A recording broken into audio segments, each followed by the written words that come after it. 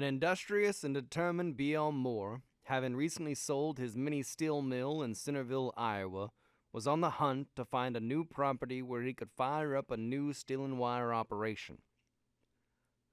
It was his vision to build and grow a company that would supply agricultural fencing, specifically fence panels, to customers all over the world. A lofty goal perched atop an ambitious dream. He started out with meager resources, but worked hard to convert his dream into reality. He had both wants and needs to be satisfied. He wanted to get back to Texas, the state in which he was born and always loved. He needed to find affordable property with access to a good labor pool and plentiful parts supply. Also, it needed to be close to the waterways and ports of Houston, as this was the freight hub for the entire country as far as steel was concerned. As luck would have it, fate intervened at a cattle show in 1978 and united B.L. Moore with a Mr. Hal Courtney. That small spark ignited the fire, fueling the dream that created the Okbrand of companies as it stands today. Hal Courtney described to B.L. a piece of land in Marshall County, Oklahoma, a mere 16 miles from the Texas line. A gentleman by the name of Doc Watkins had recently vacated a trailer manufacturing facility in Medill. Hal, Doc, and B.L. bonded in friendship over a shared vision for Marshall County, and B.L. was appreciative of both men his entire life. Hal Courtney was very instrumental for me to meet a lot of people in the banking and in the business world, and of course, if you know Hal, you know Doc Watkins, and they've always been very helpful to me. Appreciate them greatly.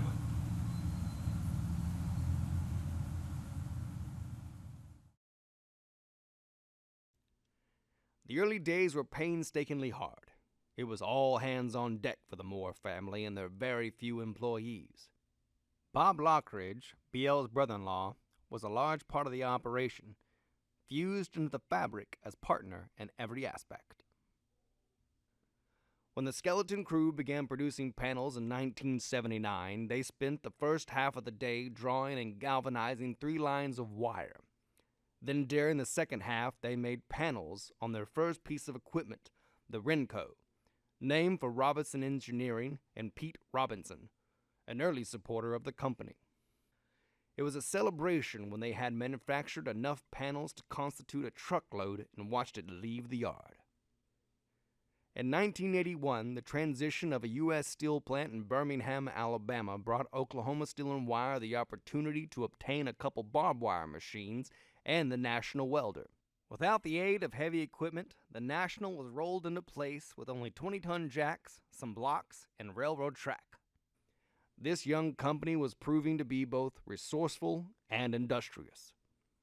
But it suffered a blow when founding member Bob Lockridge lost his battle with cancer that same year. Bruised but not broken, Oklahoma Steel and Wire carried on. The plant began producing roll fencing in 1982, which has been a cornerstone product ever since. In 1989, the Moore family repurchased and reopened Iowa Steel and Wire in Centerville, Iowa. It had been sold by the family in 1975 to Penn-Dixie Steel, who promptly closed its doors 29 days after the purchase. The town of Centerville had lost one of its largest employers, and the Moore family was happy to bring those jobs and that facility back to life. Originally, all the manufacturing equipment had to be purchased used, as this was the only affordable option, but by the early 1990s, when new, more efficient machines made their way into the marketplace, the company thankfully had grown to a point that it was able to afford many notable additions and improvements. To name a few, new technology-driven horizontal woven wire machines replaced the old vertical ones, and those 3 lines the company started with, they became 12-quarter-inch lines and 43 fine wire lines, 8 of which are capable of producing Class 3 wire. By 1996, the company had outgrown their office space, and a new building was constructed on the west side of the Medill facility to house mostly accounting operations. There were also many improvements made to increase the efficiency of now 33 barbed wire machines, and a high tensile barbed wire line was added. In-house ingenuity spurred the invention and addition of a flipper stacker on the Renco, which made jobs in that department much less labor-intensive. The company suffered another setback in 2000 when the president of Oklahoma Steel and Wire, Max Moore, was killed in a mid-air collision near Norman, Oklahoma.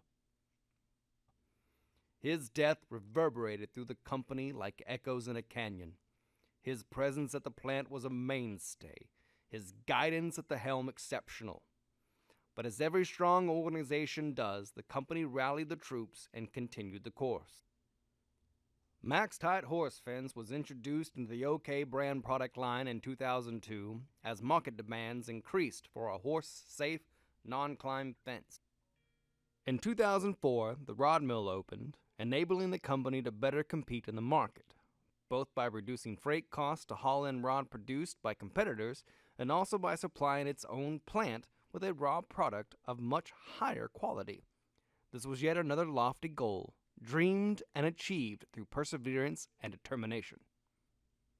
In 2010, Okbrand Max-Lock fencing was developed, and the plant began production, adding Okbrand's own innovative touch.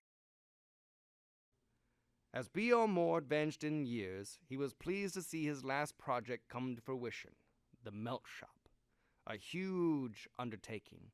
It began melting scrap into billets in 2011, and B.L. Moore unfortunately died soon after. The melt shop has furthered the vertical integration within the family of companies and is a fundamental contributor to the Okbrand's ability to be competitive in the steel industry. The melt shop accident that claimed 2 precious lives on January 20th, 2014 is a scar the company bears with solemn duty. Unfortunately, the past cannot be changed, but knowledge was garnered from the experience and used to develop and implement stronger and better safety procedures. The young men who lost their lives that day, Gonzo and Brody, will never be forgotten.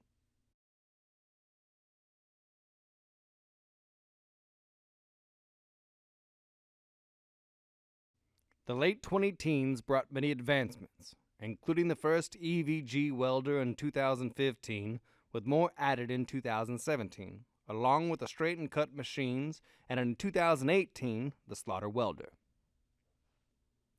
Innovation and improvement are important to the Okbrand's efficiency and safety and will always be a priority for the leadership of the companies. 2020 would prove to be a difficult year and a test of the company's fortitude. The COVID-19 pandemic arose, causing uncertainty and chaos around the world. In March of 2020, Moore family matriarch and Oklahoma Steel founding member Colleen Moore passed away in her home. Her death marked the last remaining influence on the company from her generation. Just one short month later, on April 22, 2020, an EF2 tornado plowed northeasterly through the Medill plant, obliterating many of the facility structures. It would take 8 long months of rebuilding and countless man-hours to return to full function. This may well be the most difficult test of the company, but in true Okbrand fashion, grit and perseverance prevailed. As proud as we are of the legacy upon which this company is built, we are as equally encouraged and optimistic for its potential, a future of growth and success, sparked in 1978 and fueled by employees like you. We thank you for the contribution you make to the Okbrand every day, and we look forward to a future of prosperity for us all.